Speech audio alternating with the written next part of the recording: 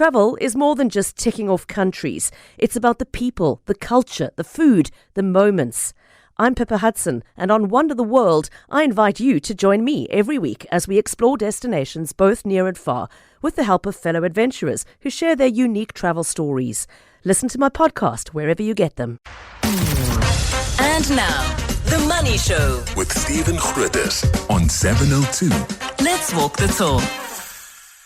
The Money Show with Stephen Grootes is brought to you by ABSA Corporate and Investment Banking. ABSA is a proud lead sponsor of B20 South Africa 2025. Good evening, welcome to The Money Show. I'm Stephen Grootes. You might have noticed normally we don't have music, we don't have voices, we don't have people. I mean, The Money Show has a vibe. We may be a little bit more vibey than we normally are.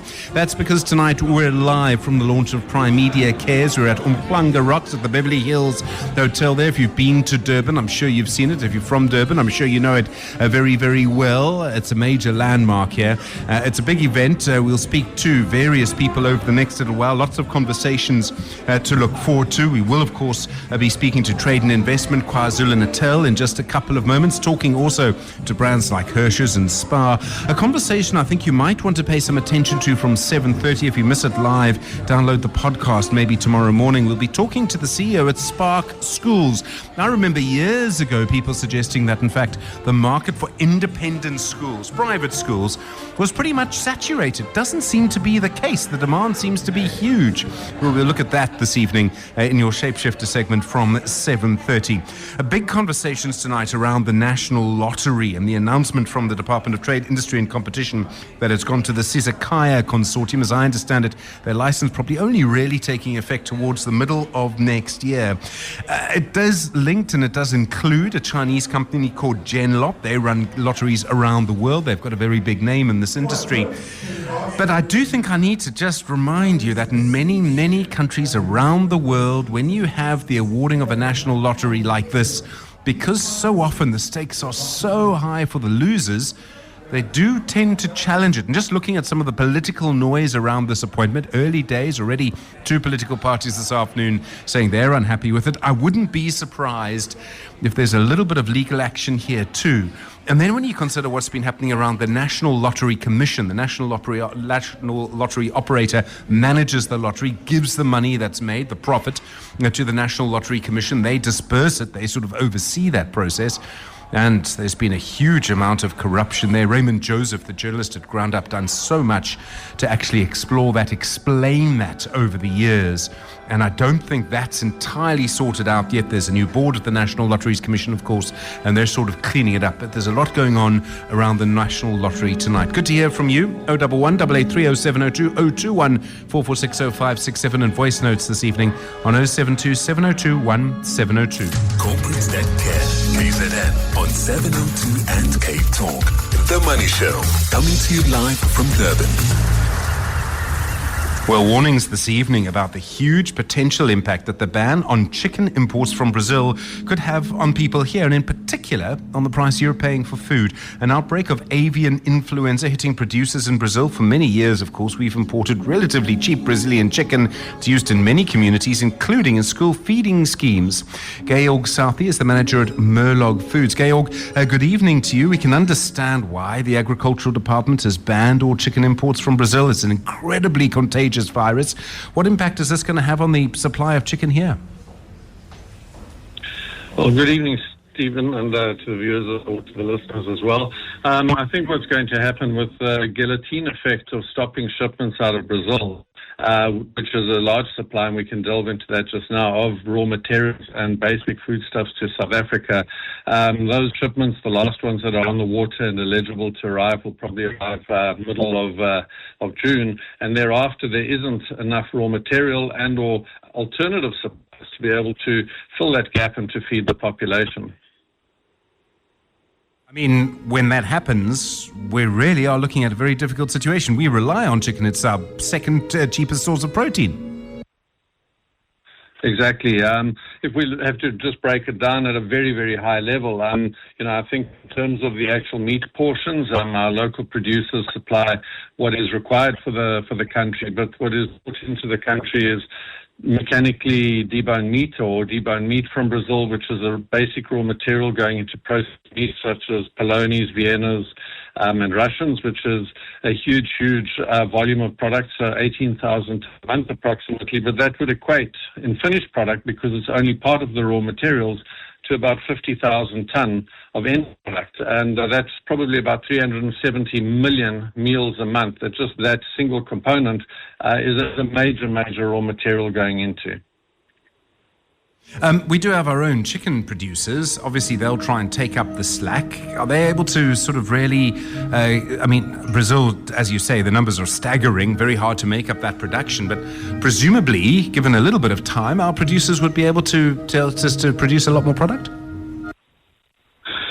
Our producers can, and they're very good farmers by and large, they can produce additional product, but the product that they produce is a whole chicken, and what we are going to see is a gap which is feeding and servicing the poor and vulnerable in South Africa. And Stats SA this week or late last week put out that there's about 30% of food insecure households in Mpumalanga, Limpopo, Free State and Northern Province. Unfortunately, those people can't afford going to use full muscle chicken meat, and they're dependent on things like these polonies, things like chicken feet, necks and chicken livers. South Africa imports on those offal items or those commodities about 8,000 tons a month. So the million extra chickens a month or a week that the local producers claim they can bring to the market won't see the market for less than 12 weeks.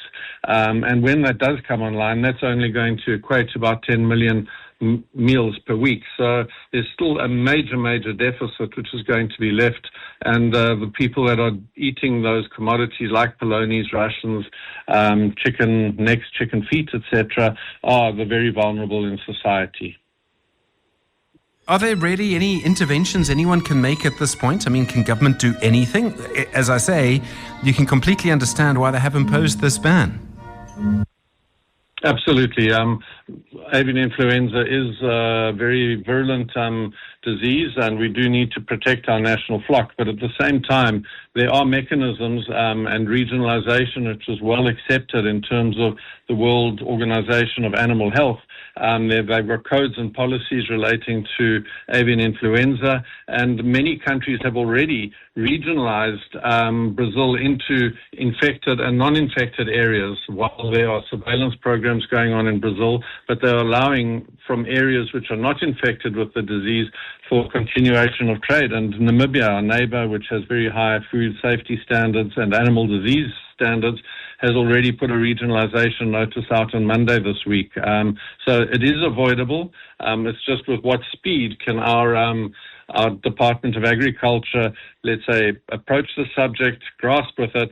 They do understand regionalization because we regionalize and have systems similar to that for our own animal disease outbreaks in South Africa, such as foot and mouth disease. So they're well affair with those types of controls, and I think it's just that we need to see a speedy resolution, because every week that we delay, we effectively lose another 100 million meals, and that 100 million meals has already started. We've already had 2 weeks of no shipments, so effectively from beginning of July, we'll start seeing the effects of this on the supermarket shelves and in the consumer basket. Georg, thanks very much indeed. Georg Southey is the manager at Merlog Foods. All right, well, obviously a lot of work that needs to be done. You remember, of course, the impact of our own avian influenza outbreak and how difficult that was for our industry. The Money Show with Stephen Grootes, live on 92.7 and 106 FM, streaming on the Prime Media Plus app and DSTV channel 856.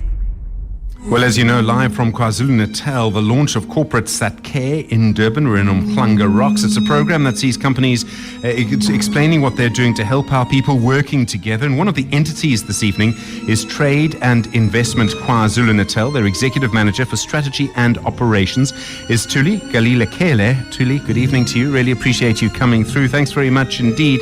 How important is corporate social responsibility, CSI, in this province? Obviously, KwaZulu-Natal, as we know, a very large number of people and a very large need for development. Good evening, Stephen, and good evening to our listeners. Corporate social responsibility for me is very important. It's important on various facets. One, being able to drive meaningful impact in regions where those companies are impacting. But for me, social corporate responsibility goes beyond just handouts. It's about what we do as corporates to make sure that the impact we have is sustainable across the communities that we are impacting. So it starts with the programs that we put in place to ensure that we are able to drive meaningful change. It also starts to talk to the things we do in terms of upskilling people so that they're able to be self-sufficient and be able to do things, and therefore putting programs in place via our corporate social responsibility platforms to ensure that we are able to drive all of those things.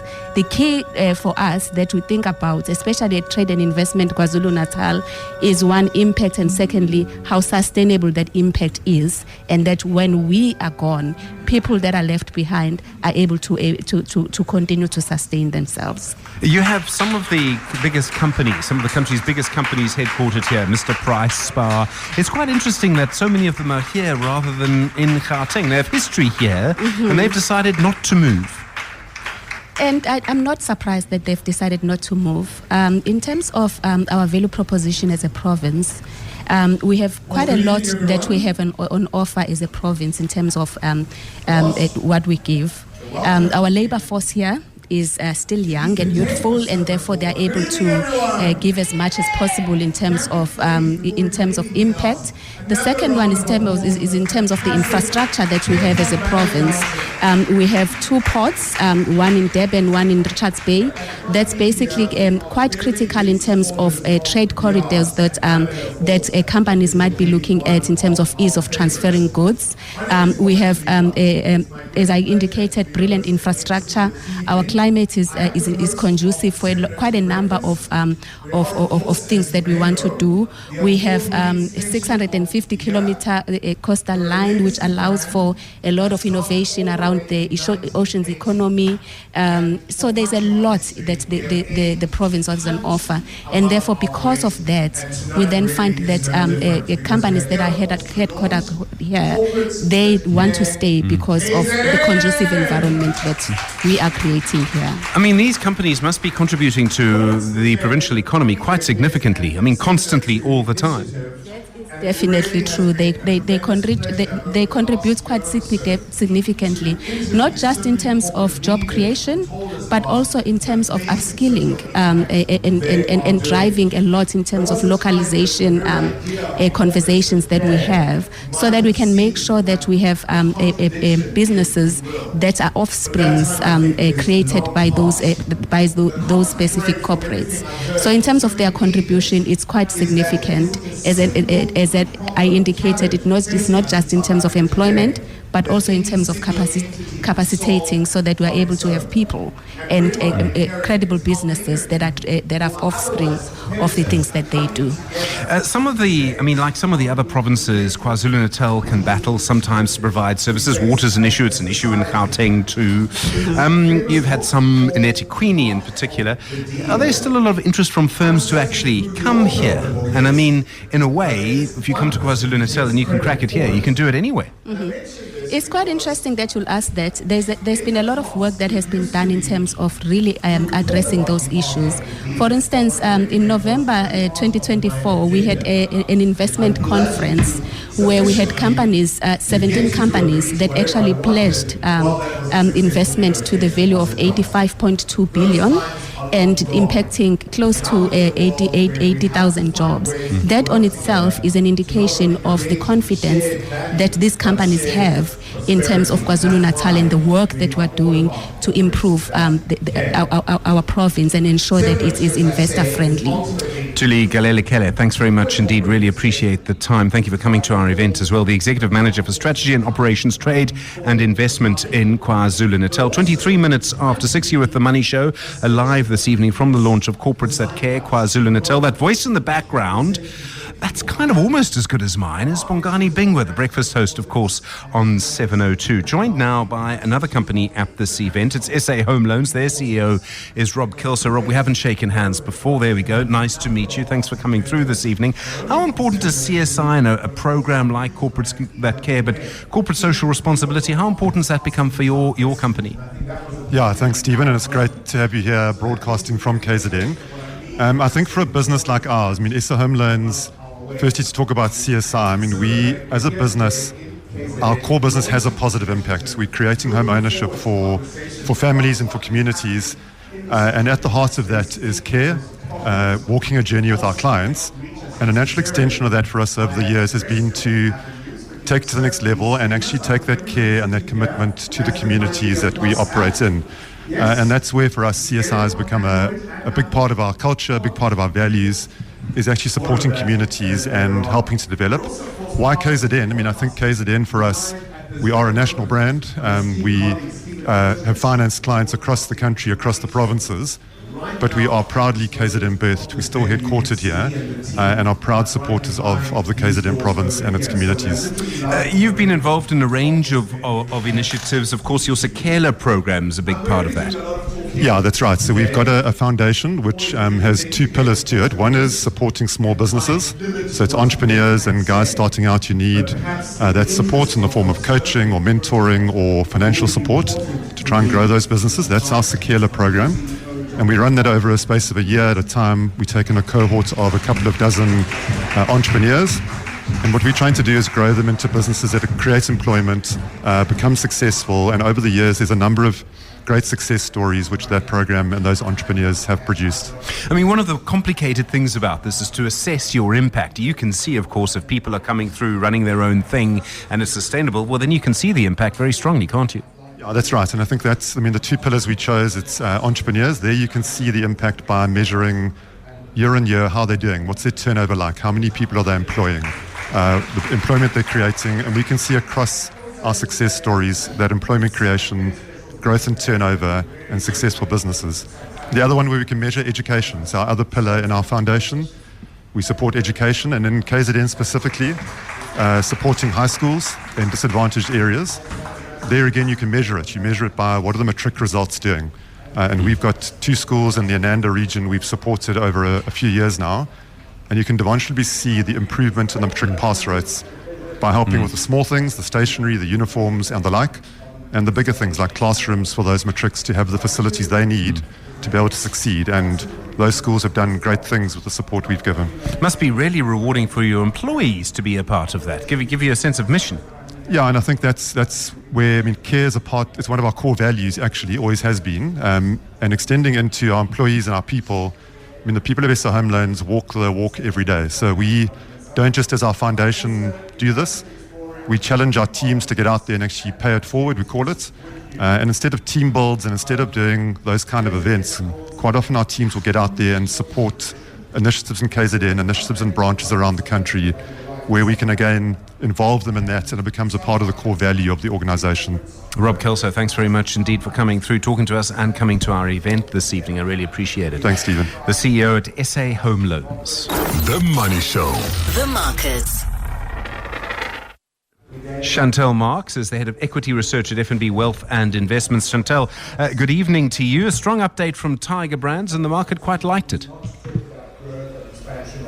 Actually reached a 7-year high today after that result. and it really was impressive. I mean, we didn't have great revenue growth. No, I don't think that anyone expected them to have great revenue growth, but they really managed to do a lot in terms of expanding the operating margin, resulting in operating income growth of 30% and headline earnings per share growth of 34%. So this is tracking well ahead of what the market is looking for the full year.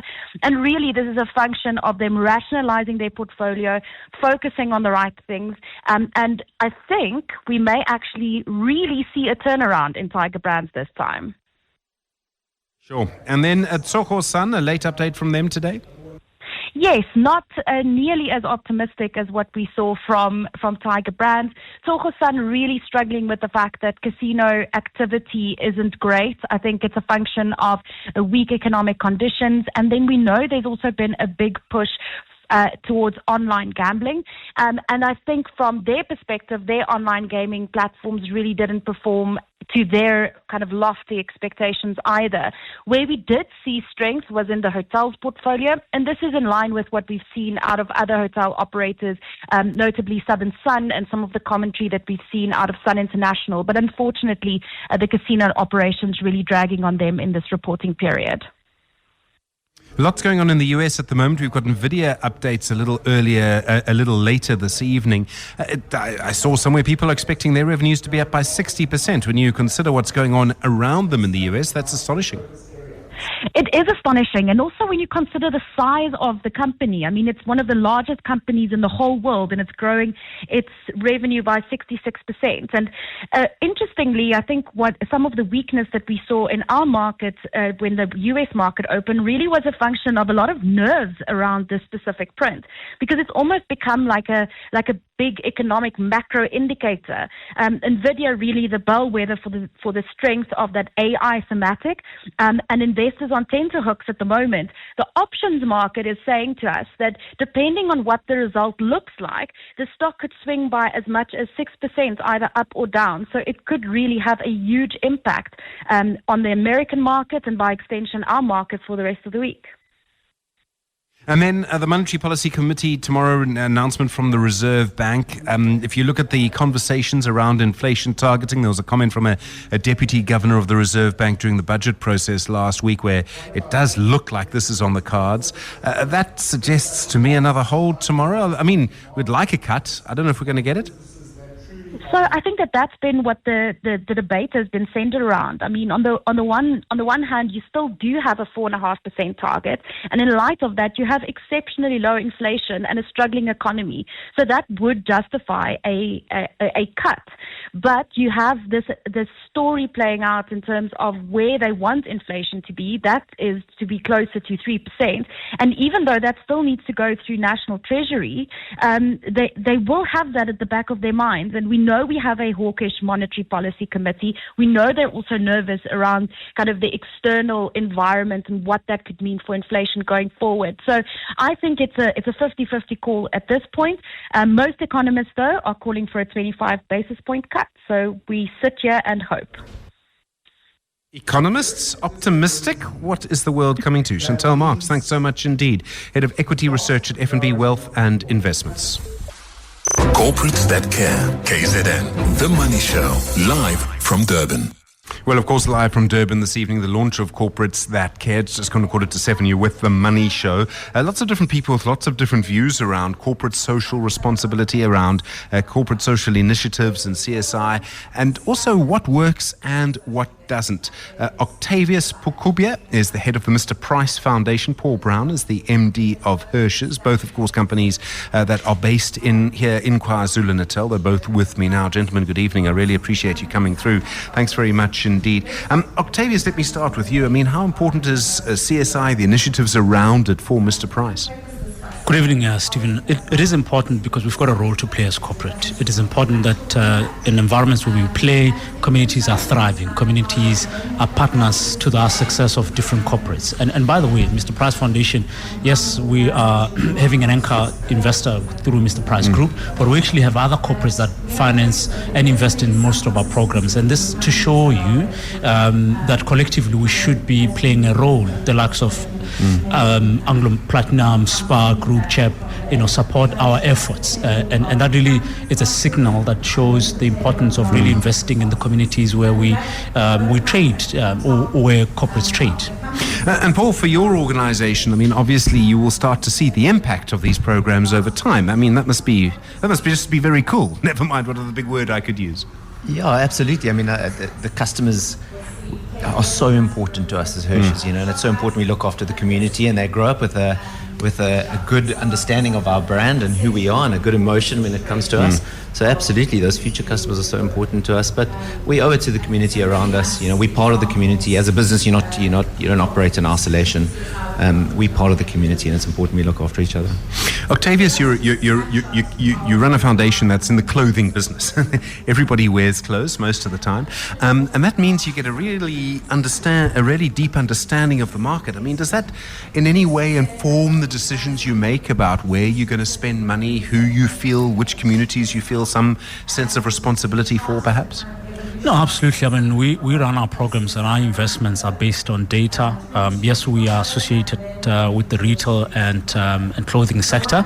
So the basis of our investments is in that sector, based looking at the number of skills that are there. How do we fill the gaps? So part of our investment is in skills development. Looking at how do we support that the industry, that sector, the retail. So the clothing from the entire value chain, from the stores going back into the manufacturing. So that's why you have our programs in skills development trying to occupy and support that intently based on the gaps that we have. So yes, it's a big task. It's a big value chain and a lot of players in the market, but we've contributed, and one of the things we do differently, Stephen, and it's an important thing because it also speaks to the sector alone, is that what we've also done skills development programs where we are empowering young people through partnering with other players in the market, because we're a big retailer, we play a significant role in the economy, but there's other players in the market. Manufacturers are critical,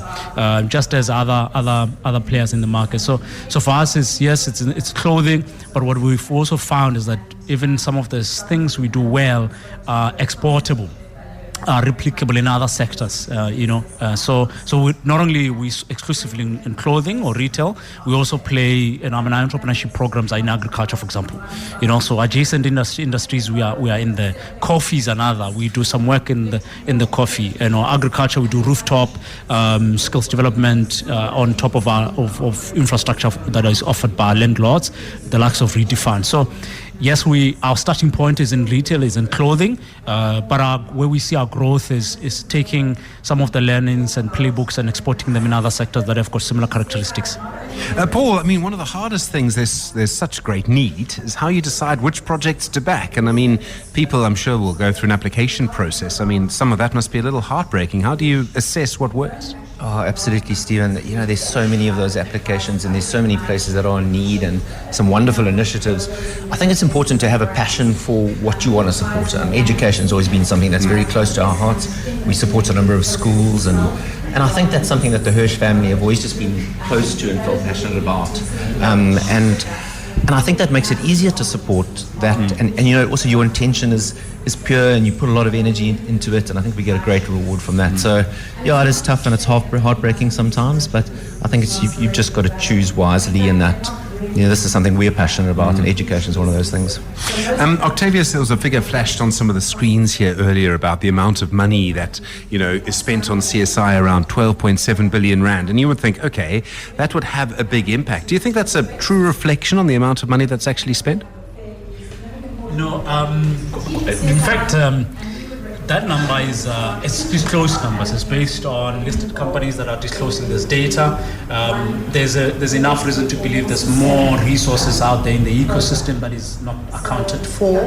Whether the impact that comes from these resources or this investment, both from large companies, medium companies, small private companies, whether it's significant or matches the size, I think the jury is still out. In education, no, we don't see enough output or outcomes that are matching the size of that investment. We're seeing other strategic themes like entrepreneurship and skills development, where there is some signs and there's some signals that it could do better, it could could signify definitely the size of investments that are going in there. But the 12 billion or so, it's really just a drop in the ocean. Some of the sources of investment that are accounted for is remittances, for example. It's unlisted companies that don't disclose some of these amounts. If you count government's work as well, that goes into education, entrepreneurship, skills development, and health. All of these things are counting for the impact investment. So if we have this high levels of unemployment rate, surely we are not doing is enough. The vulnerable groups, it's not doing enough. So there's still some work to be done. There's still some opportunities to explore, working together, of course, with other entities and other stakeholders. So I think also as part of the conversation and the dialogue and really improving the ecosystem. Yeah, okay. But that number is low. I'm kind of glad to hear it. I mean, normally I get a bit worried when numbers are wrong. Here, I'm quite happy to hear it.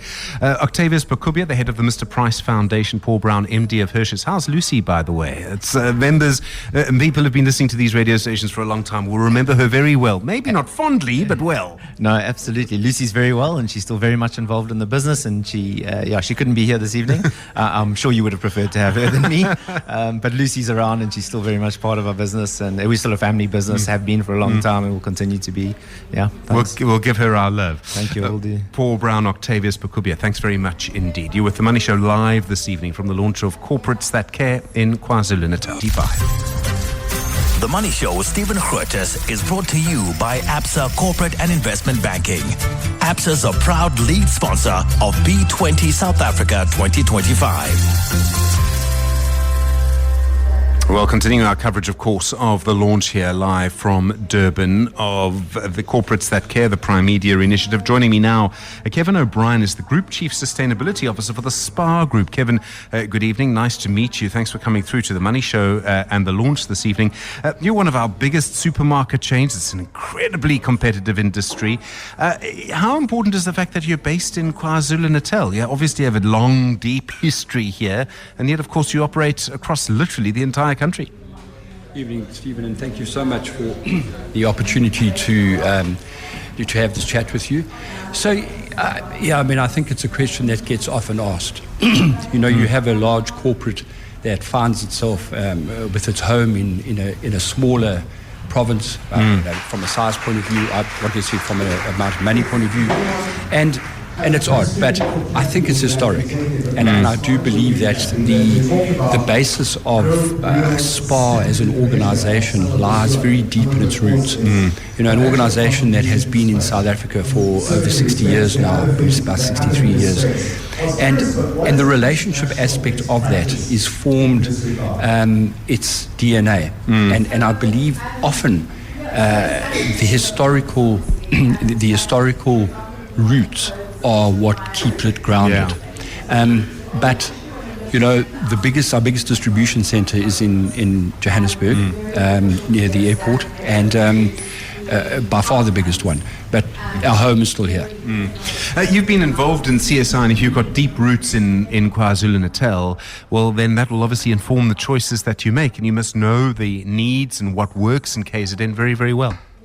So yes, Stephen, but however, I think that given that our home is here, our reach is across the whole country. And so a lot of the work that we do is not only KZN based. It is very much based in the entire the South African landscape, because of the fact that our stores, which, as you know, are not owned by SPAR, they're independently owned, are spread out across the whole country, and then our distribution centres are in each of the big centres. And the community involvement that lies in the DNA of SPAR makes it more widespread than just in KZN.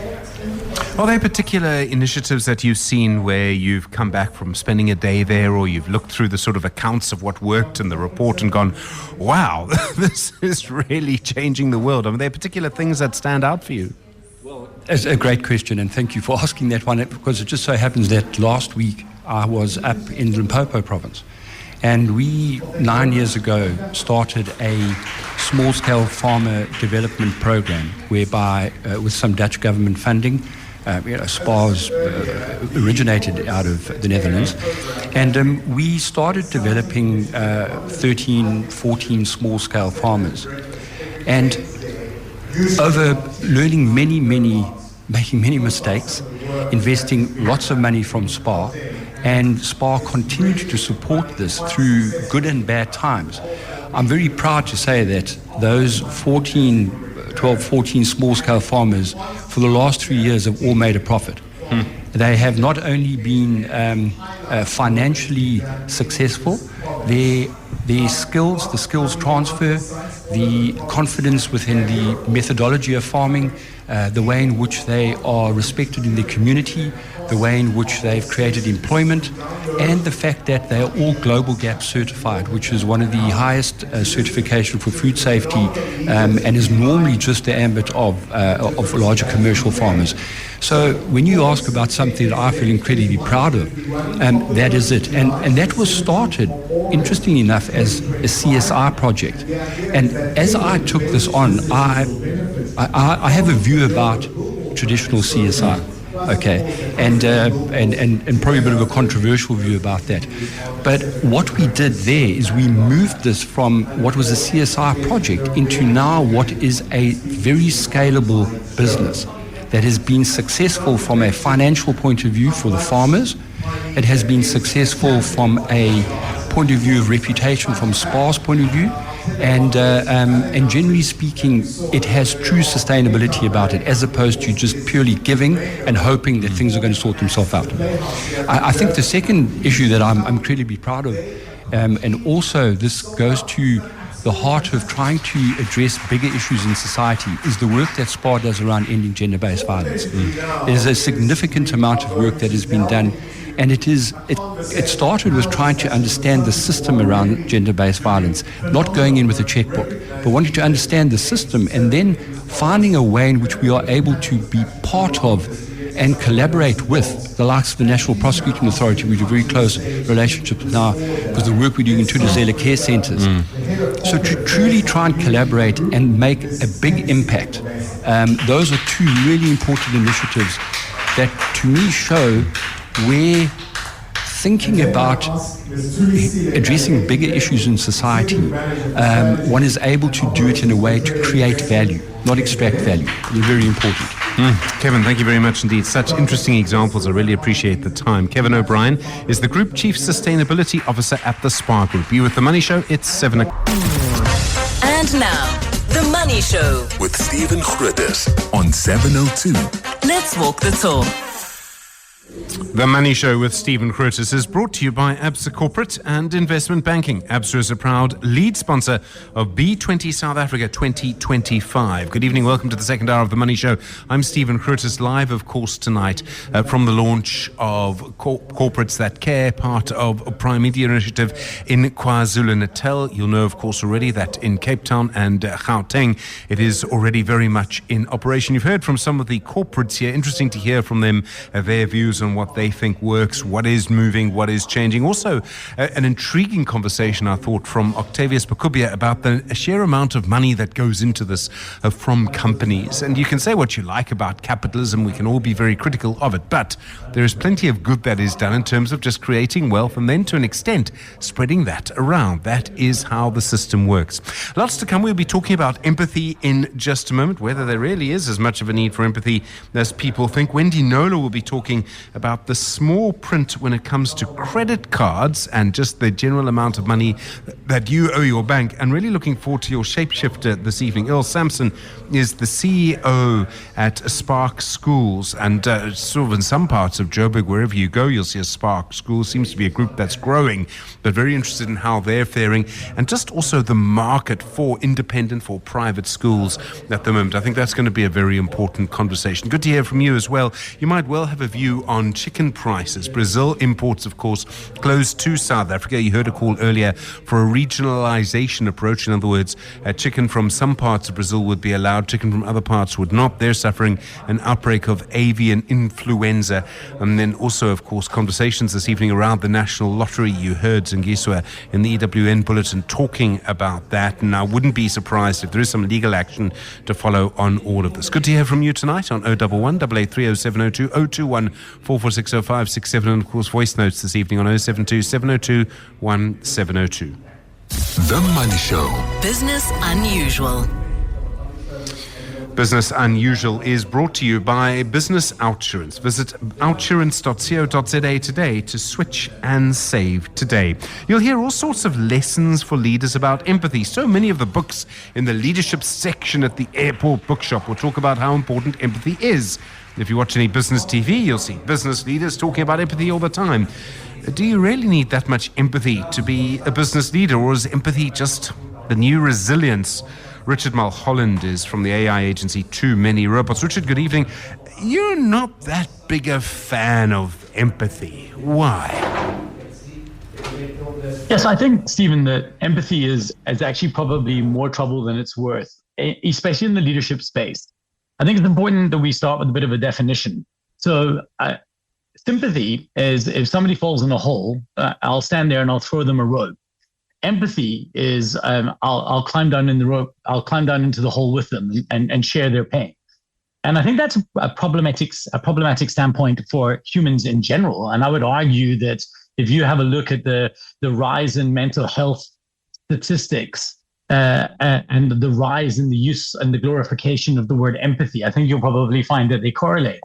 But I think for leaders, it's a very important distinction that we make, in that often leaders need to be able to separate themselves from some of the individual human elements of their business. And if there's any empathy at play that needs to happen, it needs to happen at an organizational level. I think organizational empathy is required, not necessarily individual. And I do realize that this is an unpopular point of view. Well, absolutely. Okay, so why do you say that? If that is correct, let's go down this road. Why is it bad for a leader to have empathy? Don't you want your leader to be human, to feel humanity in some way? Well, okay, so let's think about this. Let's say that we have a member of our team, and the member of our team went through a divorce. And we understand that that's really, really difficult for them, and they're in a really, really bad place. And we feel a lot for them. Perhaps maybe we have true empathy, which is that we're able to mirror what they feel because maybe we've gone through a divorce ourselves. Now what happens is, that the best gift you can give to your employees is a good colleague. Now this person isn't acting well. They're not showing up for meetings. They're distracted. They're not handing work in. But you feel so empathetically connected to them that you just want to try and be understanding and to meet them where they're at and to recognize that they're going through a really tough time. And you tolerate that for maybe, the first month and then the second month, and maybe 6 months later, they're still not making their targets. At what point does the empathy get in the way? At what point do we have to turn around and say, okay, I can completely understand that this human is not in a great place. I'm sympathetic towards what they're going through. However, there's still a job to be done, and I owe it to the rest of the people on the team to make these tough decisions. So that would be one scenario. I think there's another interesting one, but that would be one maybe I throw back at you. Okay, I suppose one way of looking at it, if we're going to be a little cold, Richard, maybe, I'll come back to that in a moment. But one way of looking at it would also be to say, what is the future contribution of this person based on what they've done in the past? So there's a difference there between loyalty, we need to look after this person, put up with their bad behavior because they've been good to us in the past, and actually a pretty cold-hearted, rational conversation around, if we're good to this person for, say, as long as a year, they're going to give us a decade of very high earnings and of being a good colleague because they're going to recover. We know them. We know they will. They've also been honest and we know what they're going through. They're not hiding anything from us, so we kind of know it'll have an end point. And therefore, we should stick with that person. Now, that might be, on one level, a cold-hearted, rational decision, but it would probably come across as showing empathy. Right. And I think this is a very important distinction because what you have done there is described a case of, and again, as business leaders, part of our job is to sometimes make really, really tough and unpopular decisions in real time. And in this particular instance, the rational choice is to stick with the person who's going through a tough time because, historically, they've been a very, very high performer and you know that they'll get back on track. So you stick with them. That makes perfect sense. I don't think that comes from a place of empathy, is my point. I think that comes from rational compassion, maybe, and it comes from looking at both the needs of the business and the needs of the human.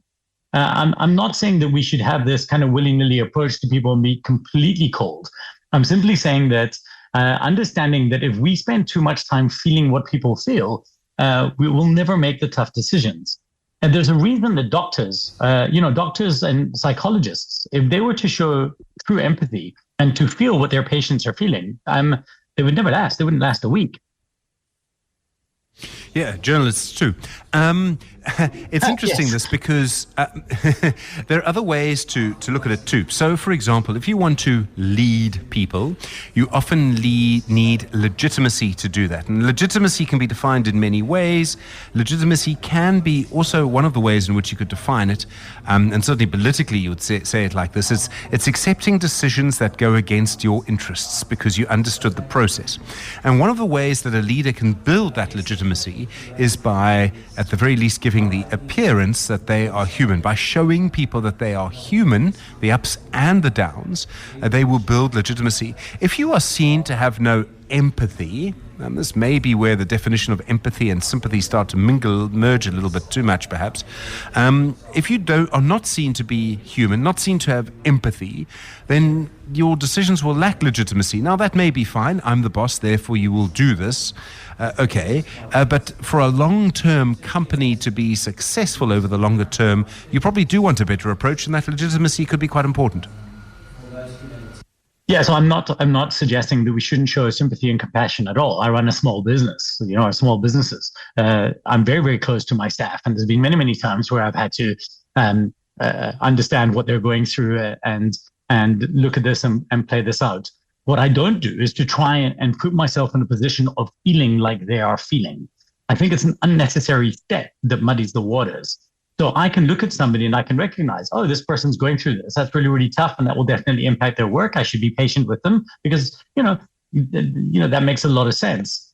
But I feel that what we are doing is over glorifying this empathy. And empathy is putting yourself in a position to try and feel what other people are feeling. That is, sitting with your team and crying with them because they're going through something difficult. And I actually would argue that when you're going through really, really tough times, what you need is people who are strong for you. And I think that even if we take this away from a company, I think there's a really, really big societal problem with this, where we're sitting there and we're hijacking other people's pain and we're taking it on for ourselves. This is not good. We need to be sympathetic. We need to be compassionate. We need to lead with heart and humanity. But we need to do that with a degree of safe separation. And Stephen, I think part of the reason why I wanted to discuss this now is I was reading earlier that the World Economic Fund, and I know they're not perfect at all, but they estimate that 95 million jobs will be lost to AI and automation in the next 5 years. They also say that 95 million jobs and 170 million new jobs will be created. Now, it's a really, really tough thing because a lot of people are going to lose their jobs and their livelihood. But if the leaders in those positions, if there is a position in your business that can be easily automated and you do not do that, you will fail to be competitive in the long run. You will lose your competitive and market edge, and you're putting your entire business and the jobs of all of your staff at risk. So if you're empathetic about the 5,000 people who may have to lose their jobs, that could be very, very problematic. What we need to have is maybe a sense of organizational empathy at a larger scale. If you see where I'm going with this. No, I do. And I mean, I was going to come to the jobs issue because that is kind of the classic case of where a business leader can't be seen to be too empathetic, and this is where it's difficult. I'm sure you're aware, Richard, that leadership, if you like, business goes through fads. I deliberately mentioned, is empathy the new resilience? What I'm trying to say is, in 2 years' time, do you think the word empathy in terms of leadership might actually have left the conversation entirely? Yeah, I hope so. I don't think it's the underlying tenet of leadership. I think the underlying tenet of leadership is communication.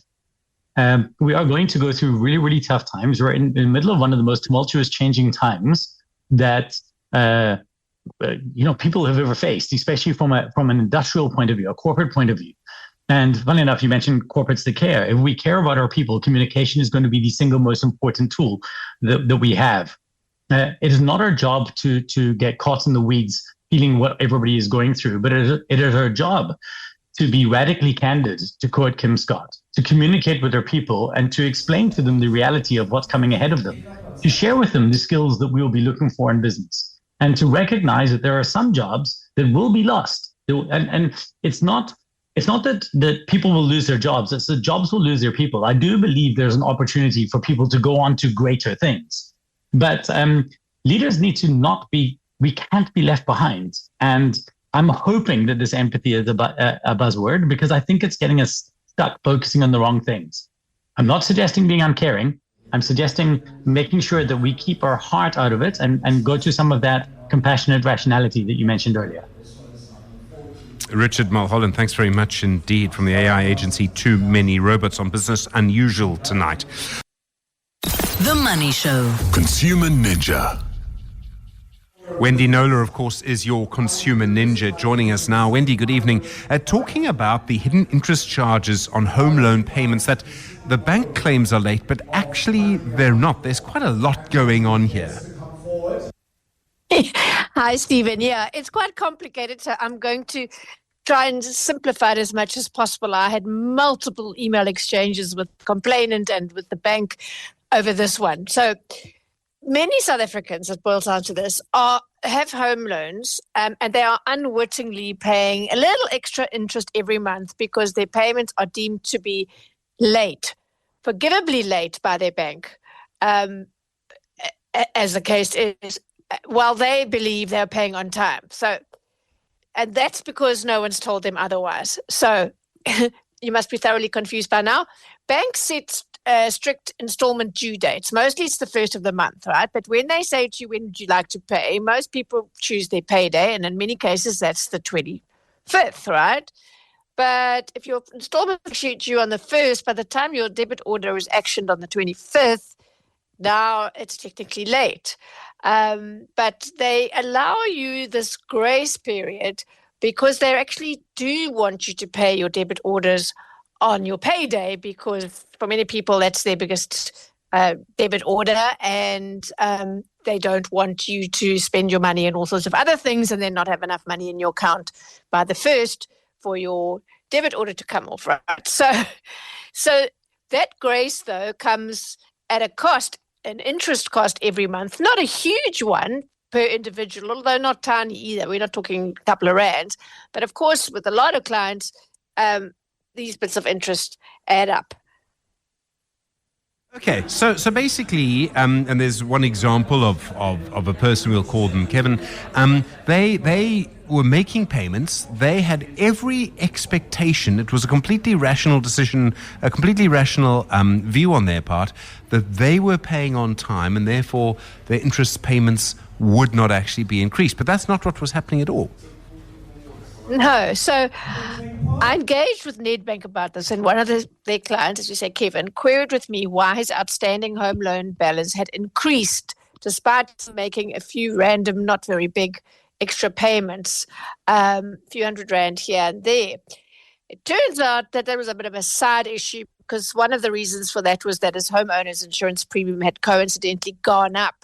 But no one at the bank told him that when he queried it. So it was mostly a case of miscommunication. He didn't get the answers he should have from the frontline, customer service people. But when he brought up the case with me and said, maybe you can get answers because I cannot make sense of what they're telling me. It doesn't explain it to me. The discussion then turned between the bank and myself with the fact that Kevin's installments are due on the 1st of the month and his debit only being paid on the 25th. So it's not only is that late payment tolerated, it's actually encouraged by the bank. But with interest accruing daily on the outstanding balance, those extra days, 24 in Kevin's case, add up in terms of interest. His home loan, incidentally, was around 825,000 Rand. So the extra interest for the inverted commas late payment every month was about 80 Rand every month. Average home loan is more like 1.2 million. So people with the bigger home loans, obviously that would have a bigger interest implication. But I thought this was just this had never occurred to me, Stephen. So Kevin took out his home loan 5 years ago. He got one of those switch to us approaches. We'll give you 1% less interest rate, said Nedbank. So he moved over, and he was asked, when do you want to pay? He said the 25th. And as I said, every month he was actually paying 3 weeks late, but he didn't know this. And when, as I say, he got these vague answers from Nedbank when he queried his balance and what was going on. And then I got into this exchange with Nedbank about the installment due on the 1st, but only being paid on the 25th. And Kevin said to me, but I mean, nothing like this was ever explained to me. Yeah, I was going to say, at the heart of it is the lack of communication. I mean, a mortgage bond is hard enough to understand anyway. But clearly in this case, it was in the bank's interests that their clients didn't actually know enough. And I mean, that always worries me when it turns into that sort of situation. Absolutely, especially when they are very actively querying things and not getting the answers that they need. So, no one said to him, no one pointed it out. I mean, the bank's answers to me got quite funny because they were saying he's not really anywhere in arrears. It's late, but there's a grace period. But, he wasn't ever given the information. Well, actually, the problem is to fix this now, Stephen, you need to pay two, unless you've got money in an access loan, you need to pay for two, basically in one salary cycle, you need to pay 2 home loan installments if you want to fix it. So that's the problem. But what interestingly, Nedbank, well, what Kevin's actually opted to take some money out of his access bond and get change his payment, his debit order date to the 1st, so that he's paying his dues on the so-called due date. But so I said, okay, so the advice is you must align your debit order with the installment due date, in Kevin's case, the 1st. And the banks are like very jittery about that, saying, no, actually, while it is true for any loan that the more you pay and the earlier you pay, the less interest you will pay, having your debit order on your salary, the day your salary runs, does mean, yes, you will save on interest charges. But we believe it is more important and more beneficial for the client to pick up a debit order date that has the highest likelihood of payment success, as the cost of missing a payment is far more detrimental and costly in the long term, and then the interest rate benefit. So it's like, now you need to decide: do you want to pay 100 Rand plus extra every month because your debit order is going off on the 25th, but actually your installment was due 3 weeks earlier? This has never, in all my years of doing this job, this had never come up. And I just think it's interesting for all of us to actually find out when is your installment due, when is your debit order become pay, and whether you're happy with that arrangement and the extra interest.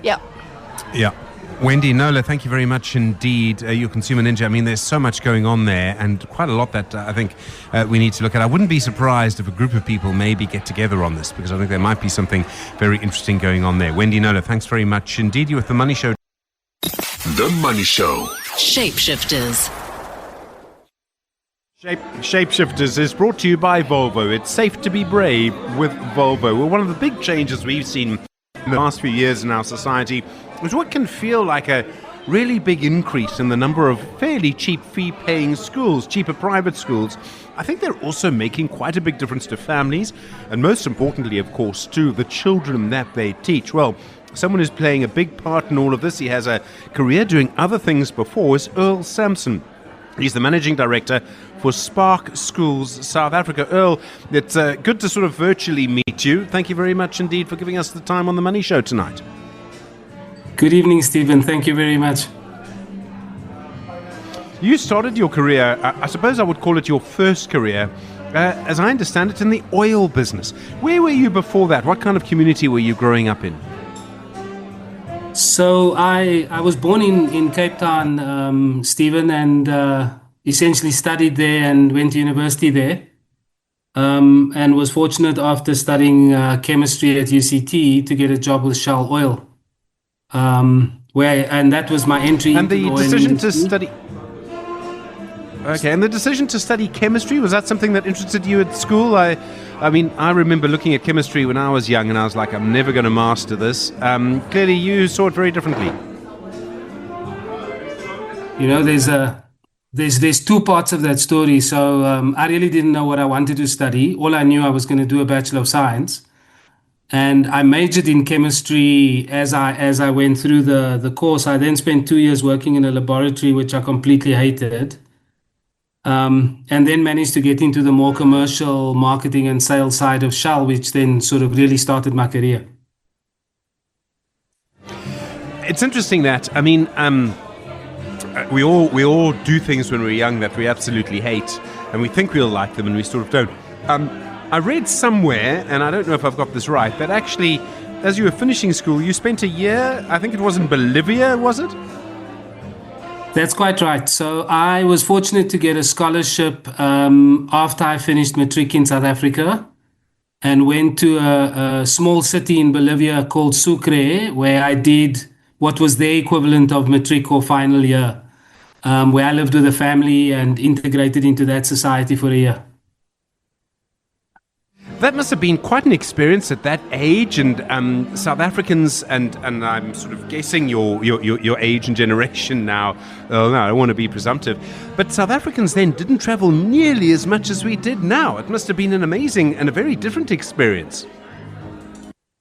It really was, right, and I always blame my sort of mindset now on that particular experience.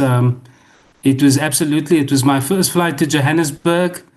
It was my first flight in my life, my first flight to Johannesburg, then my first flight to Brazil, and then to Bolivia. And I've never stopped traveling since, because I think that sort of lit the spark. To stay in Bolivia, and particularly in the sort of final year of school, and you talk about that maybe it was a sort of formative experience, did that change the way you saw South Africa when you came back? Definitely. So when you grow up in Cape Town, you are quite insulated, is probably the right word, and you live in a specific society. You grow up in that society, and really in the times of that I was growing up, you weren't exposed to many other societies, but to a large extent your race group, and then your school group and your university group. And then being able to travel and meeting, a host of other international students that were also landing up in Bolivia and other countries really opened my mind that the world was bigger than Athlone, where I was born, and Cape Town, where I was living. And really, gave me insight that I needed to go out and explore that. So it sort of set my mind up in the right kind of way when I got back to university. Quite interesting, and I mean an amazing experience to have at the time. So you finished university. Let's sort of race ahead a little bit. You finish university now, and you're going to and you start your career, and you ended up, I think it was Shell, you might have said. How did you end up getting a job in that industry at that particular time? And a lot was happening at that time. Things were moving quickly. The economy was growing. There were more opportunities for more people probably than there had ever really been. That is quite right. I mean, I think also the whole empowerment angle was opening up. I managed to get a job with Shell in their laboratories in Cape Town.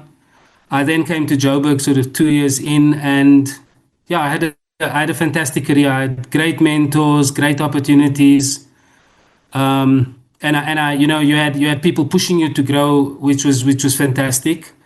And it really set me up for a very successful career in the oil industry. Did you enjoy it? I mean, what was it about it that really attracted you? Was it the chemistry of it? I know nothing about the chemistry of oil, except that some of it makes aeroplanes fly and some of it makes tractors drive, and they do different things. Was there something about that you quite enjoyed? So interestingly enough, not, and I transitioned quite quickly from the chemistry side of the business to the marketing and sales side of the business, and that was the side that I really enjoyed, and I landed up working almost extensive or exclusively in the commercial side of the business. And the difference in oil is you have commercial, which is selling more like a B2B business, where you sell loads of products to mining houses, as an example. And then you have the retail side of the business, which is the retail service side of the business. But I really enjoyed the commercial side of the business and making it all work. So also very fortunate to have worked through, from marketing into strategy, into sales, into general management, which was really fantastic. And I mean, you must have some very interesting memories. Did you? I mean, it's also an opportunity to travel. You learn a lot about the world in that business, I suspect. I did, and at that time, you did travel a lot because you weren't as virtual as we are now. So as my career grew, I eventually landed up living in Venezuela for 4 years, where I joined a new market entry team and did. Got Venezuela from sort of a sort of government oil industry to a privatized oil industry, which has now gone completely back to where it was. And then from Venezuela, after 4 years, landed up in Shell House in London. So yes, it made me see a lot of the world, and it teaches you a whole lot. I mean, interesting to see what happened in Venezuela, of course, in their oil industry. So you then decided, fairly recently, I suppose, in your career, to take over at Spark Schools. I mean, on the face of it, that looks like quite a radical shift in some way. It is, Stephen. I almost to an extent outgrew the oil industry, but I was also becoming quite worried about the oil industry specifically in South Africa. And for a long time I've had this sort of mindset that at some stage you need to make an impact, before you die. So it was really I think a lot of good luck that got me into Spark. I met Stacey, who was the founder.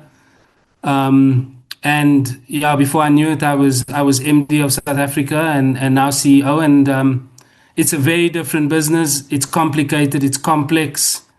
But I think the upside at the end of every day is that we serve 17,000 scholars across South Africa and send them home safely with learning and experiences. It's interesting that I often think that one of the things about education, there's certain jobs in this country that really teach you about our society. So, I mean, oil isn't really one of those, journalism is, but I think running a school group where it's not just one school, but schools in different parts of the country, now that must really teach you about our society. That must be quite something special. It is, and it's not an easy business. There are lots of moving parts. You've got numerous stakeholders, and it's a network of schools. So we've got 21 schools 21 primary schools, 5 high schools.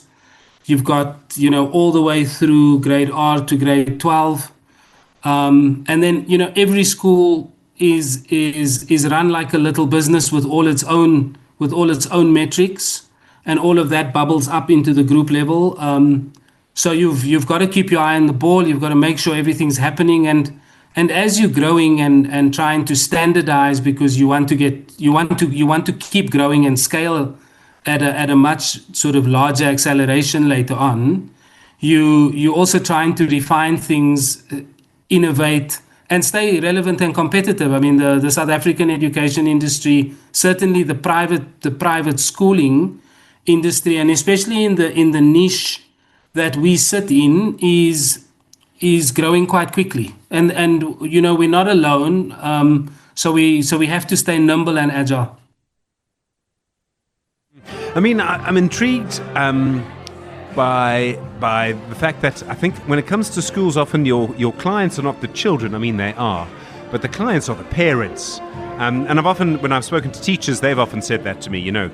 One of the people they have to keep happy is not actually the child, even though it should be. It's the parents, and actually the parents are the difficulty. I don't know how removed you are from that sort of day-to-day running of it, but I imagine you have to provide education for children, and then you have to make sure their parents stay happy. And I think parents of children, and I'm a parent of 2 children, we can be difficult customers. You can be. I think it's both, and I think that is a continual debate in education as to who is your customer, and we serve both of those masters. But our first intention is to ensure that scholars learn safely on our properties, and we've got quite high academic standards, and so we're always pushing our teachers and learners to deliver high academics. And then rightfully so, to a large extent, your relationship with the parent is more administrative. And you've got to serve that master as well. But I think we quite focused on the scholar as our primary contact point in the day-to-day running of the school and the day-to-day delivery of education. So I don't think we really put the scholar at the center of everything we do. But you in doing so, and this is my view, in doing so, and if you're treating that scholar kindly, you're delivering good education, your scholar is happy, you're almost inevitably gonna get a happy parent at the end of that. Yeah, no, I'm sure that's true. We're speaking to Earl Sampson. He's your shapeshifter this evening, the Managing Director for SPAR Schools, South Africa.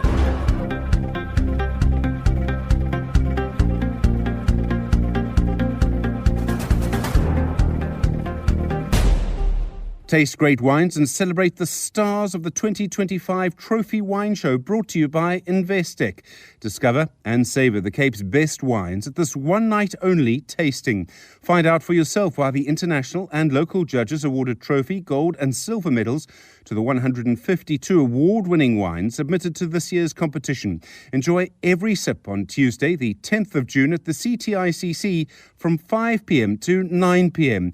Book now at web tickets. Enjoy responsibly. No under 18s. The Money Show. Shapeshifters. Your shapeshifter this evening, Earl Sampson, is the Managing Director for SPAR Schools, South Africa. Earl, I remember a few years ago, 5-6 years ago, before the pandemic, I think even, the Independent Schools Association of Southern Africa, they said they felt that the market for independent schools might actually be saturated in South Africa. And yet when I drive around, I see the number of SPAR schools they are, the number of schools they are. It seems to me maybe that's not the case.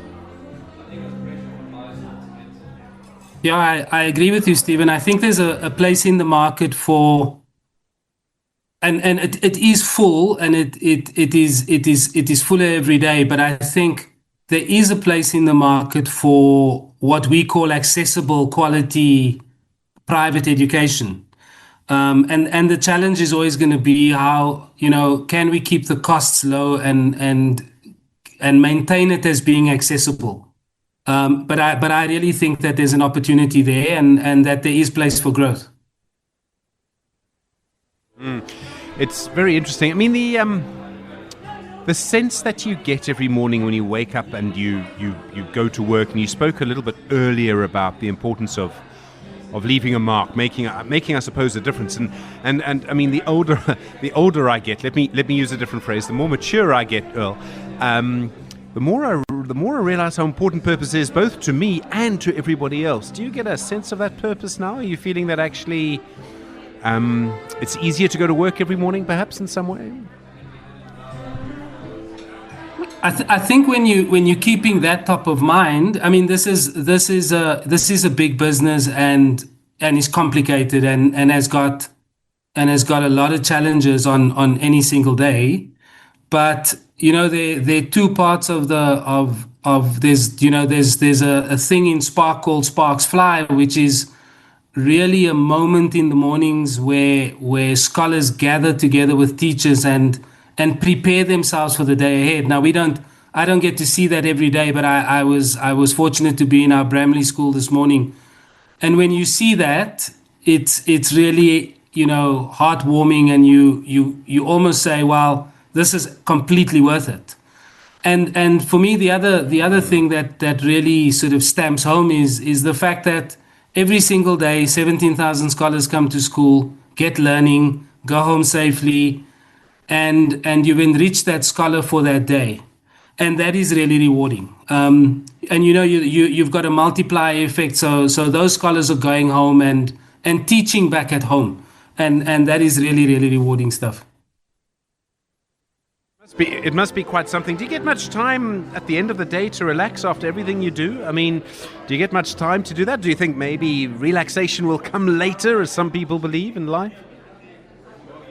Yeah, I've never, I do get time to relax. And but I've never sort of bought into this work-life balance thing. So I get up early, I start to work, and I make time for exercise and reading and all the other things I need to do. But it's not, it's a place in my life that I fit in when I get the chance, and I try and be really consistent.